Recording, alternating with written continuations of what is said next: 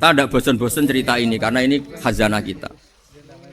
Di kitab Nailul Ma'mul itu, di kitab Usul Fiqih. Saya berkali-kali cerita ini karena ini untuk menunjukkan bahwa Quran itu liqaumi ya'qilun, liqaumi yatafakkarun. Ada seorang kiai, seorang ustadz, kiai dulu. Kiai dulu itu ya memang orang soleh, alim terus jadi kiai. Kalau kiai sekarang tuh macam-macam, nganggur terus ingin jadi kiai. Terus daftar gitu. Ada lowongan di yayasan, masuk ingin jadi ustadz. Karena dengar ada gajinya. Dulu tidak ada seperti itu, udah. Makanya dulu itu kalau ustadz kiai pasti soleh karena dia alim terus ingin orang lain tuh mendapat ilmunya. Kalau sekarang nggak ada yayasan sehat, guru gajinya sekian. Yang nggak ingin jadi ustadz tuh daftar. Karena ada gaji, apalagi ada kabar, ada gaji, ada mes, ada wah yang daftar banyak. Tapi mentalnya ada kiai sebetulnya. Ya kalau sampean tanya itu baik dah Gus, ya setengah baik. Ya maksudnya setengah baik ya ada baik ngajar itu kan baik. Tapi setengah saja karena motifnya itu nyari gaji bukan ingin mencerdaskan umatnya Rasulullah SAW. Itu Imam Amudi itu guru matematika. Saya nggak bosan-bosan cerita ini. Guru matematika. Muridnya sampai takut ini masuk surga ndak. Kiai kok ndak ngajarin istighosa atau tahlil malah ngajarin apa? Matematika. Beliau meninggal terus muridnya tanya, "Ma fa'alallahu bik?" Kira-kira gitu. Apa yang dilakukan Allah? Allah nyambut Anda gimana? Terus kata Imam Amudi, bagus saya disuruh ngajar malaikat. Karena malaikat kan tidak pernah kayak anak bagi gini ngaji gini. Malaikat itu tidak pernah ngaji, dia iman saja karena tahu surga, tahu neraka terus iman gitu aja. Jadi imannya malaikat tuh nggak keren kita. Imannya loh. Loh itu yang ngendikan Nabi loh, tidak saya. Nabi pernah tanya sama sahabat, iman yang paling keren siapa? Jawabannya sahabat malaikat. Ya enggak karuan malaikat iman. Dia yang tahu surga neraka, tahu segalanya masa ada imannya pasti iman lah katanya. Terus ya para sahabat engkau iman ya wajar kan menangi saya, nemuin saya. Yang hebat itu orang-orang yang tidak melihat saya, tidak saya didik tapi tetap iman. Karena dididik akal, ya tadi dididik Quran, apa dididik Quran.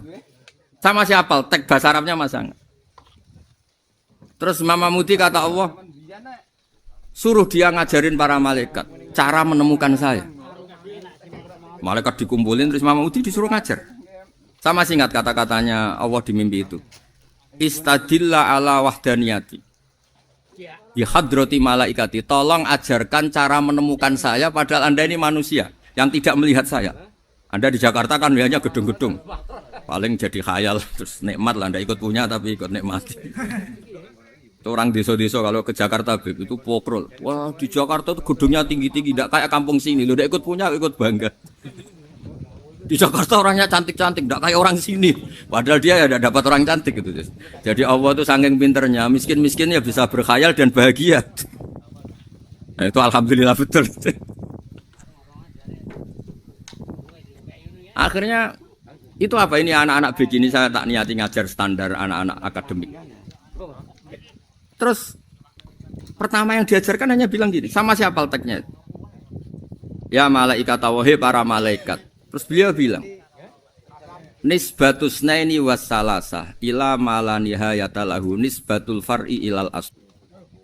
Angka itu jumlahnya berapapun 2, 3 sampai triliunan. Semuanya itu nisbatul far'i ilal asli. Binisbat ilal wahid nisbatul far'i ilal asli. Angka 2 ya cabangnya 1, 3 ya cabangnya 1, 1 triliun ya cabangnya 1. Tetap yang asal usul adalah angka 1. Itu nangis semua malaikat.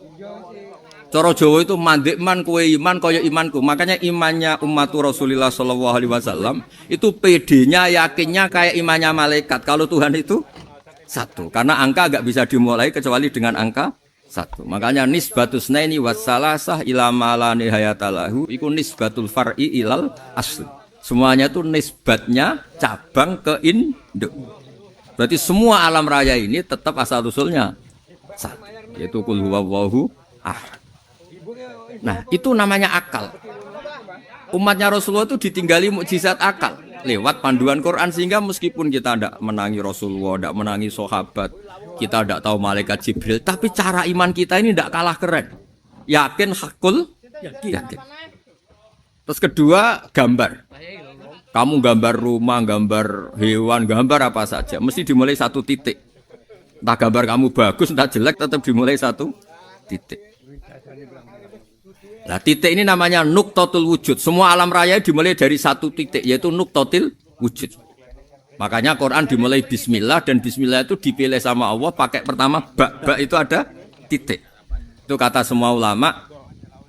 Itu titik itu singkatan dari bi kana makana wa bi yakunu mayakun. Karena saya semuanya ada. Bi itu karena saya.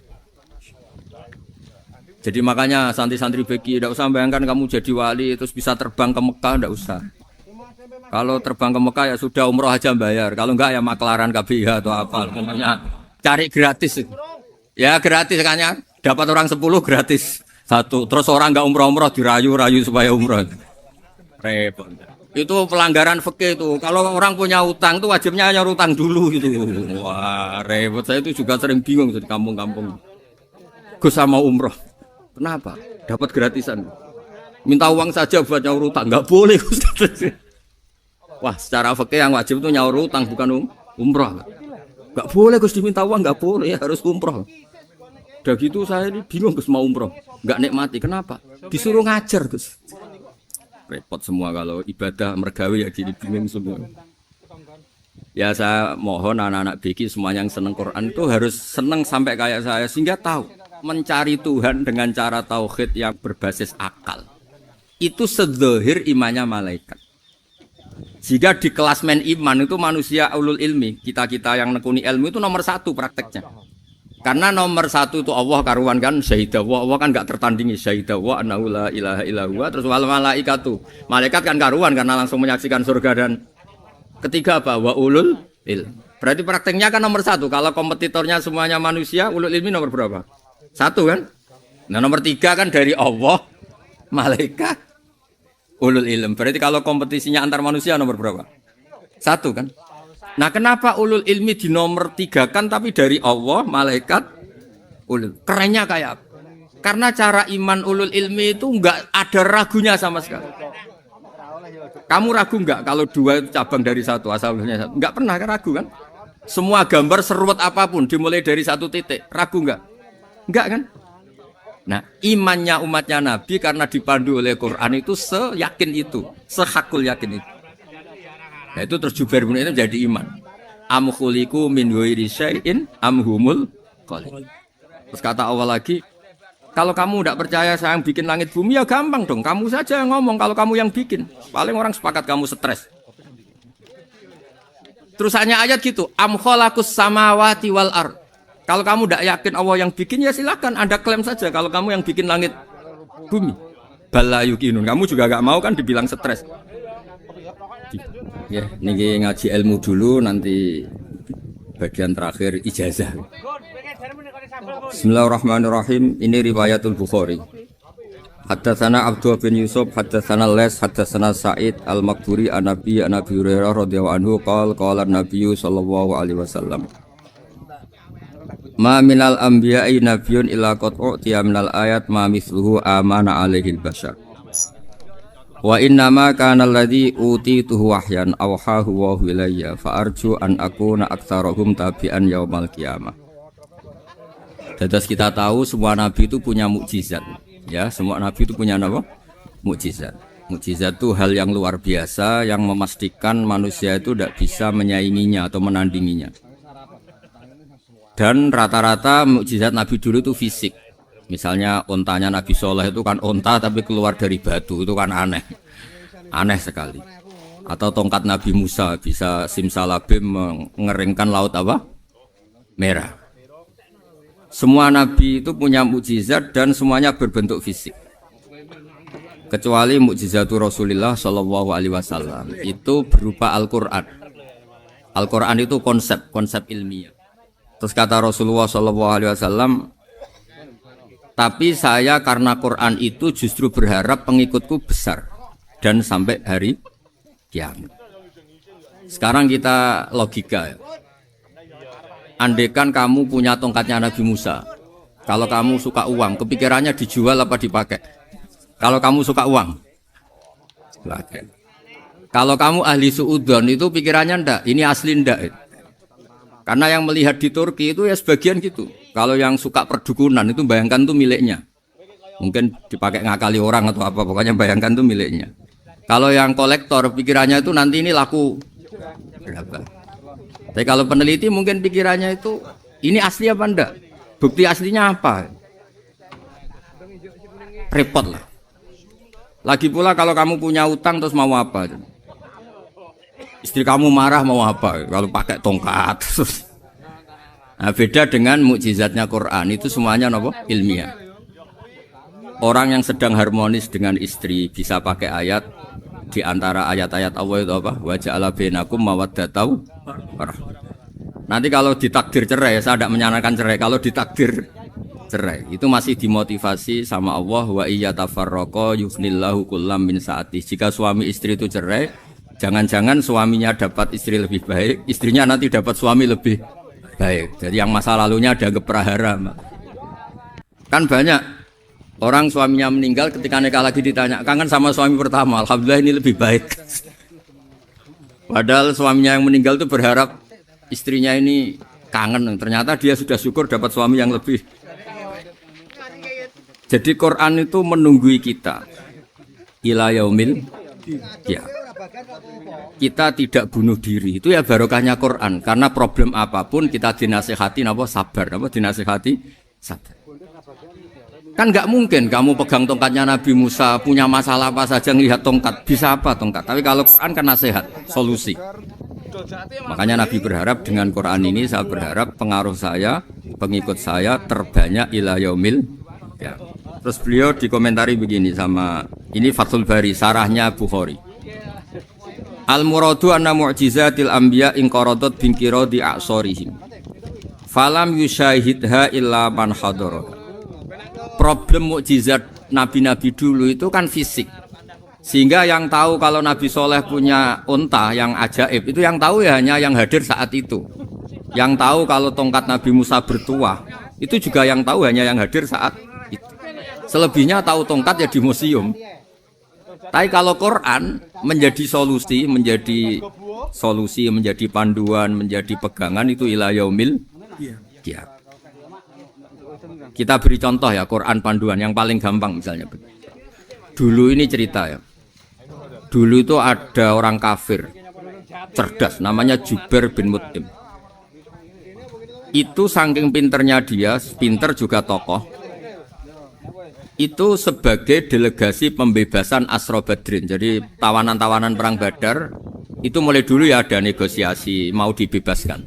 Terus orang-orang kafir ini menugaskan namanya Jubair bin siapa? Mut'im. Ini ada di Bukhari. Karena ini ngaji di Jakarta. Kalau orang nggak tahu hadis juga tanya ini sahih ndak. Wong nggak tahu kok tanya itu aneh-aneh. Padahal kalau dibodoni itu ya nggak tahu. Tapi ya tetap tanya, hadisnya ini sahih ndak? Ini kata kiai apa kata nabi ini? Memangnya kata nabi kamu dengar kan ya lewat kiai. Emang. Setelah itu Jubair itu datang ke Medina. Dengerin, datang ke mana? Medina. Kemudian dengar Nabi baca Wattur pas sholat maghrib. Jubair karena Nabi dulu gak ada hotel, gak ada pondok ya. Pondoknya Nabi hanya sufah itu. Nabi baca maghrib, bukan diskusi, bukan debat, baca Wattur wa kitabi mastur firrokim mansur wal baitil ma'mur wasaqufil marfu wal bakhril masjur terus. Kemudian sampai pada titik ayat am khuliqu min ghairi syai'in. Masa manusia atau alam raya yang maujudat, yang nyata, yang wujud nyata. Kemudian asal usulnya itu ketiadaan.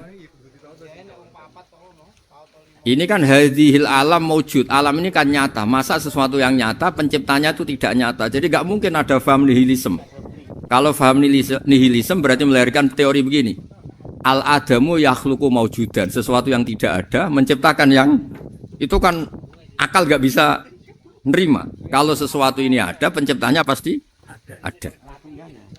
Terus akhirnya Jubair bin Mut'im itu simpuh di depan Rasulullah terus bilang, ya Muhammad kada qalbi ayatir, hampir saja hati saya terbang. Kalau riwayatnya Imam Ahmad, faka'an nama sudi akol bihati saya dihancur. Semua teori yang saya bawa untuk ngelawan kamu, sekarang luluh semua, hancur semua. Yang benar adalah teori Anda bahwa Tuhan itu satu dan Tuhan itu ada sebelum semua makhluk. Coba kalau Nabi Muhammad ada Jubair bin Mut'im terus menyembunyikan tongkat dekat mihrab, terus dilihat ini apa? Paling pikirannya ini dari kayu apa?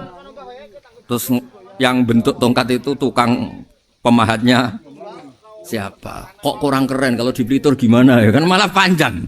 Kira-kira kalau mukjizat itu dari tongkat itu malah panjang. Panjang lah pokoknya panjang. Lagi pula kamu coba kan nggak ngarah mandi, itu yang mandi kan nabinya bukan tongkatnya. Coba tongkatnya Nabi Musa coba anak-anak beki itu dipakai mukul kucing aja tidak mesti mati itu. Jadi nggak jelas mukjizat-mukjizat seperti itu nggak. Tapi kalau Quran menunggui sampai saking hebatnya Quran, teori rasionalitas soal kampanye di mana-mana. Tingkat validitas, tingkat kebenaran Quran itu bahkan bisa diuji tanpa membuktikan, tanpa apa? Cukup pakai akal. Ya terus saya teruskan. Fala yamurru terus al murad anna mu'jizatil anbiya in qaradat bi qidari a'sam wa mu'jizatul Quran mustamirratun ila yaumil qiyamah. Wa kharquhu lil adat fi uslubihi wa balaghatihi wa ikhbarihi bil mawhibat. Terus kata ini yang ngarang Fathul Bari sarahnya Imam Bukhari. Fala yamurru asrun minal a'sar illa wa yadharu fihi syai'un mimma akhbaru bi annahu sayakun yadullu ala sihhati da'wahu. Wa hadza aqwal muhtamilat. Wa takmiluhu fil ladzi ba'da. Wa qilani ya. Anal al makna anal mukjizat al madiyah kanat khissiyatan tusyahadu bil absar kana qati sholeh wa asa Musa. Mukjizatnya nabi-nabi dulu itu hanya penyembuh, hanya pelengkap, hanya nuruti keinginan mata. Seperti dahsyatnya apa? Laut Merah di sebelah apa dipukul sama tongkatnya Nabi siapa? Itu semuanya itu hanya memanjakan mata. Urusan mata. Terus wow itu. Tapi kalau mukjizatnya Nabi Muhammad itu berdasar akal. Maksudnya berdasar akal nih dengerin ya. Dengerin betul.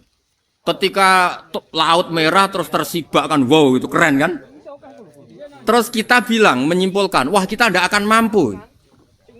Itu bodoh sekali kesimpulan kita tidak akan mampu. Meskipun bikin nyamuk Anda juga tidak mampu. Loh untuk memutuskan tidak mampu saja kok sampai pertunjukan seperti itu tuh laopo, cek goblok gitu. Nah kalau kita karena umat yang pinter untuk memaksa kita nggak mampu, Allah bilang Inna wa la yastahi ayadriba mathalam ma ba'ud. Kita melihat nyamuk langsung berkesimpulan tidak mampu. Saya berkali-kali cerita nyamuk itu sudah kecil, masih punya urat, uratnya kayak apa? Masih punya kuman, kumannya seberapa? Ya enggak? Nyamuk itu kecil, punya organ tubuhnya punya urat. Itu kalau kamu pinter, antara tongkatnya Nabi Musa menyibak Laut Merah sama nyamuk itu sama-sama berkesimpulan melahirkan satu faham bahwa kita tidak.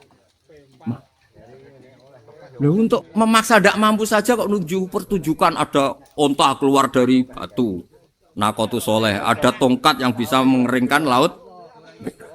Cik goblok ya. Nah kita alhamdulillah ada jenis goblok yang seperti ini.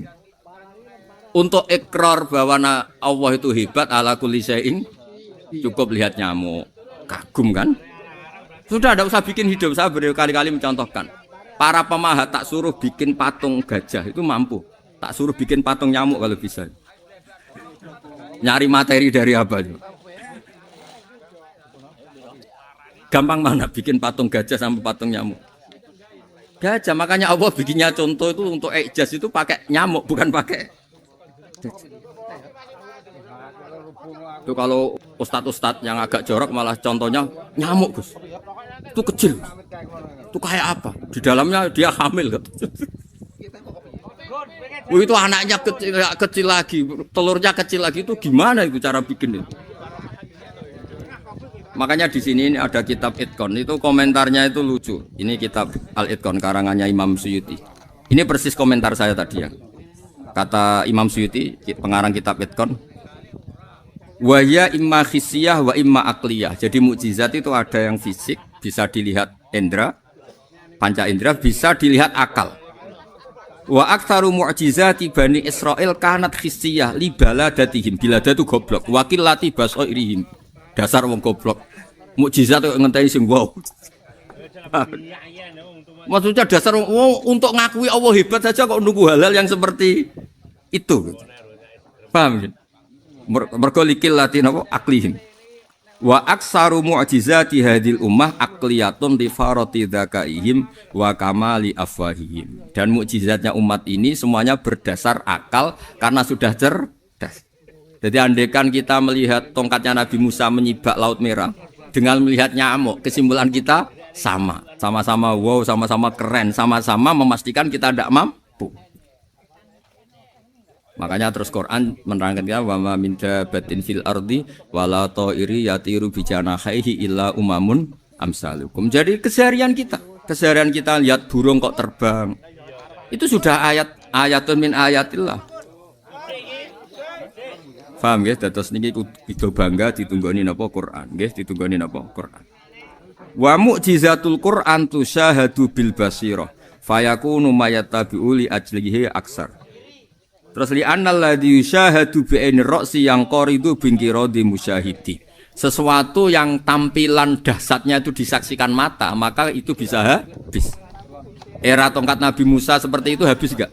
Bisa mengeringkan Laut Merah, habis kan?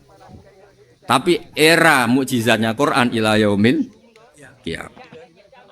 Ya contoh sosial, saya kembali lagi ke sosial. Kamu punya teman awet atau punya istri awet, itu konsepnya ya wal kadhiminal ghaidh, agak gampang tersinggung. Coba kalau kamu setiap tersinggung putus, setiap tersinggung habis, kamu tidak punya teman, tidak punya istri. Sampai kita awet seperti ini, kalau kecewa ya wal kadhiminal ghaidh, ngempet. Termasuk saya ini, biasanya ngaji khusus terus baca gini ya kecewa. Tapi barokahnya diwarai Quran wal kadhiminal ghaidh, ngempet Gus, ngempet.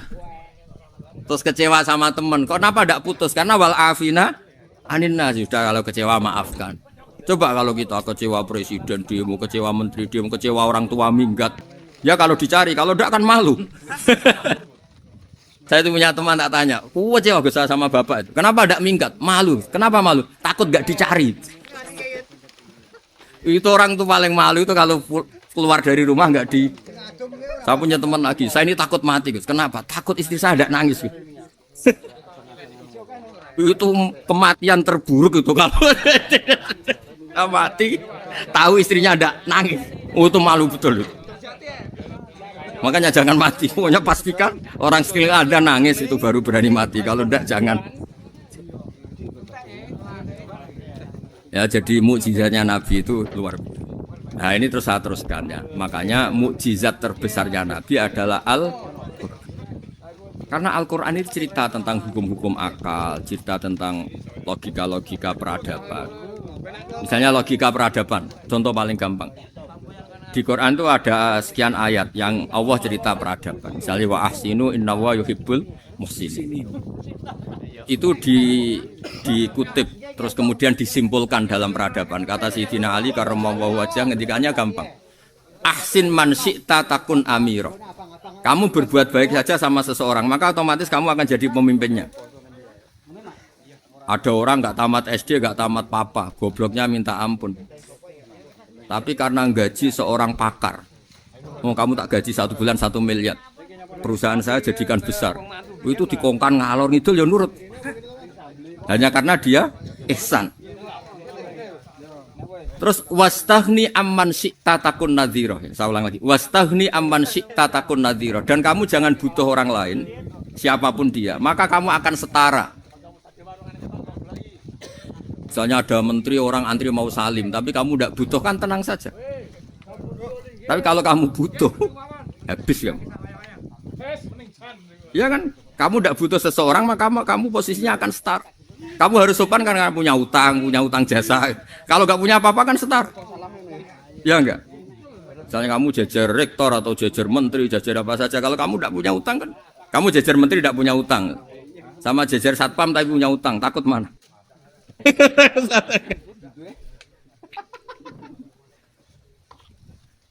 Kalau butuh itu mesti kalah kan?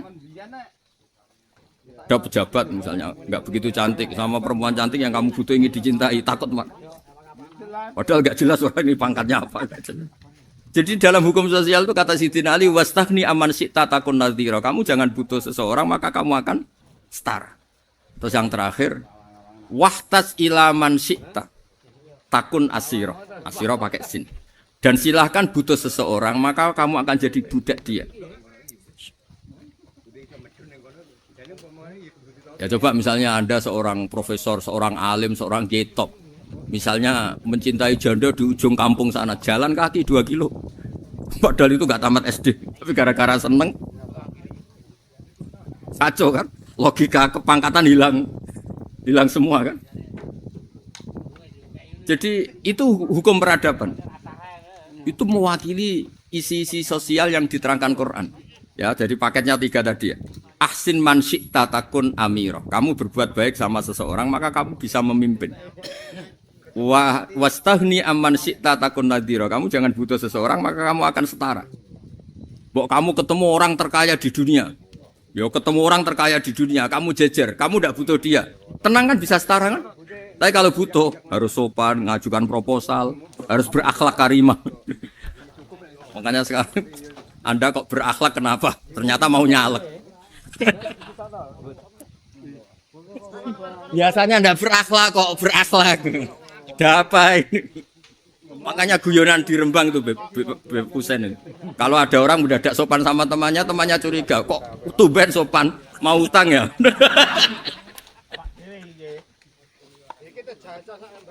Zaman akhir itu kacau.